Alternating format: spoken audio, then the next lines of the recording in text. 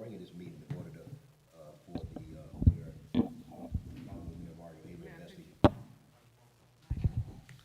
bringing the meeting into order for the investigating committee for the city of Fairburn. Ms., can you please call the roll? The Honorable Linda J. Davis. Present. The Honorable Ulysses Smallwood is absent. The Honorable Hattie Portis Jones. Present. The Honorable James Whitmore, absent.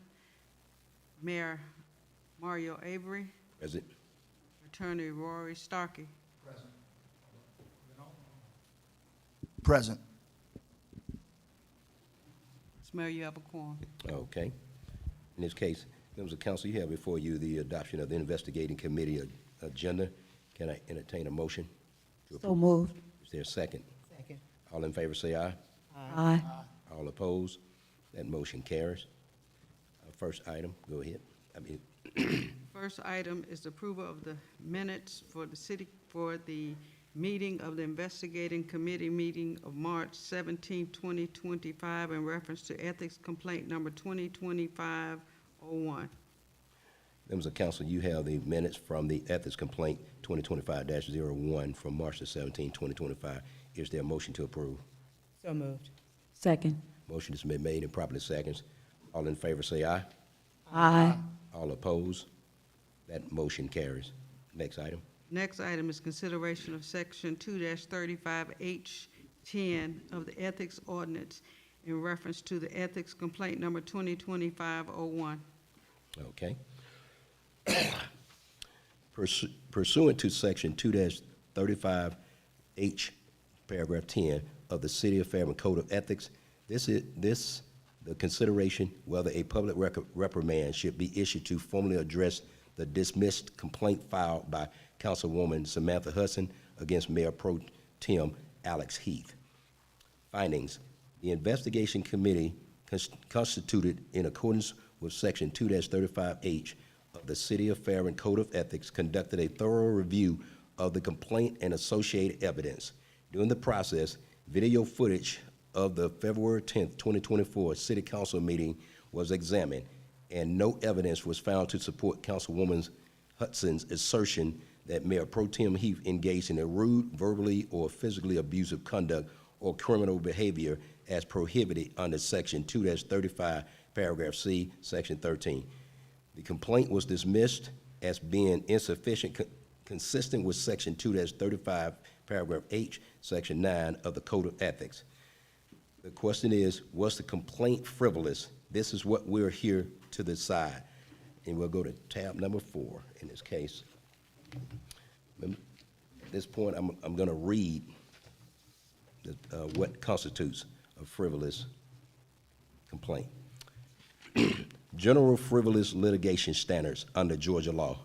Frivolous litigation refers to legal claims or defenses that lack any basis in law or fact, often brought to harass or maliciously injure the opposing party rather than to achieve a legitimate legal aim.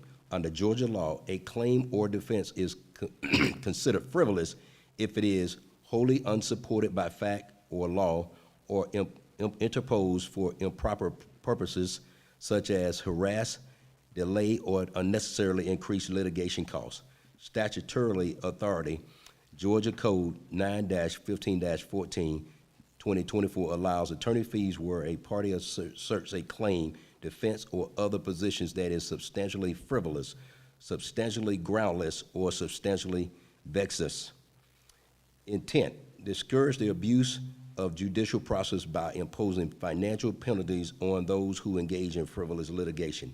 The examples of frivolous litigation: repetitive filing, continuously refiling the same lawsuit after dismissal for lack of merit, e.g., a pro se plaintiff filed in multiple suits against a government official over the same alleged wrong that was already determined to be non-actionable. Number 2, no legal basis, filing a lawsuit that that contradicts well-established law with no legitimate argument for a change in that law, e.g., suing for breach of contract when no contracts exist. Number 3, improper motive, initiating legal action to harass or intimidate someone rather than to resolve a genuine legal dispute, e.g. filing a lawsuit against a business competitor purely to burden them with legal costs. Patently unfounded claims under Georgia law. Patently unfounded describes a claim or allegation that are obviously or manifestly without merit, typically unsupported by facts or resting upon observed or implausible arguments.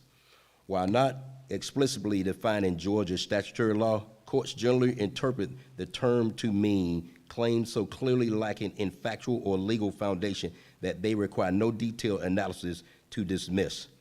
Georgia statutes and rules on frivolous claims in administrative hearings. Georgia's Administrative Procedure Act, APA, authorizes administrative law judges, ALJs, to address frivolous or groundless filings in contested cases. Under OCGA 50-13-41, an ALJ may impose civil penalties if a party submits pleadings or papers for an improper purpose or containing frivolous arguments or arguments that have no evidentiary support. Penalties can range from $100 to $1,000 per violation, and fines collected are payable to the Office of State Administrative Hearings, OSAH. Members of council, you have before you, I'd like to move that we deem this complaint frivolous. Is there a second? Second. And if Any- you could just clarify the complaint number. Complaint number. Okay, It's in the agenda. okay. In this case, I'd like the complaint ethics number, I'd like to move to deem this complaint number 25-01, 2025 excuse me, 2025-01 as frivolous. Second. Any questions or comments? Seeing none. All in favor say aye. Aye. Aye. All opposed? That motion carries. Ladies and gentlemen, public policy and efficient government. The city of Fairburn has vested interest in ensuring that all ethics complaints are filed in good faith and are supported by credible evidence. Frivolous complaints that lack substantive merit unnecessarily drain public resources, disrupt efficient operations, and divert attention from legitimate public policy issues, allowing baseless accusations to progress through the administrative progress without sufficient factual foundation undermines the integrity of the city's ethical standard and hampers effective governance. Furthermore, fostering an environment of mutual respect and professionalism among the city's officials is essential for the effective operation of this government. The integrity of Fairburn's governmental process depends on the ability of officials to engage in debate and discussion without fear of harassment or intimidation through unsubstantiated ethics complaints. When false allegations are made, they erode the trust and cooperation necessary to maintain collegial and respectful working environment. The lack of collegial ultimately harms the public by distracting officials from their duties and impairing efficient governance. Conclusion.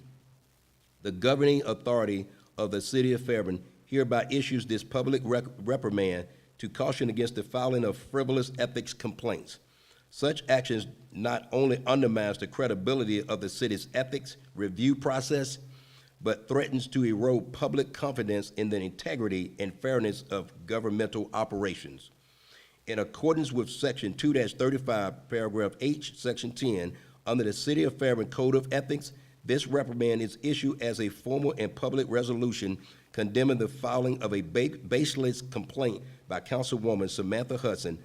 Future filings of similarly unfounded complaints may be met with further disciplinary measures as allowed under the Code of Ethics. In this case, members of council, can I entertain a motion to adjourn? So moved. Is there?